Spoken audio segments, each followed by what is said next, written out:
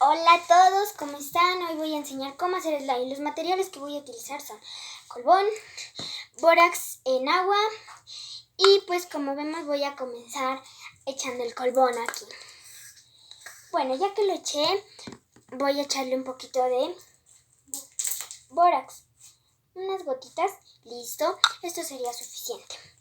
Como vemos, toca conseguir un palito, que lo tengo aquí. Bueno, pues no conseguí tanto, pero bueno, miren cómo se empieza a hacer.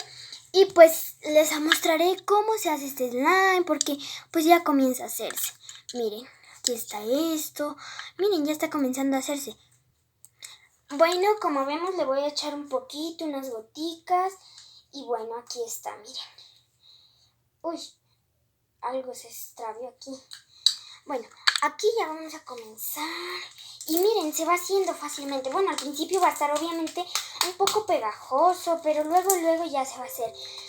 Entonces vamos a... Pues yo también tengo otro slime que lo tengo por acá. Y pues, miren, pues este quedó perfecto. Y pues si lo mezclamos con este quedaría así, pues bien bonito. Y ya no se pegaría tanto. Pues mi compañera ayudante también hizo otro. Le quedó blanco. Ella es Salomé Chamorro.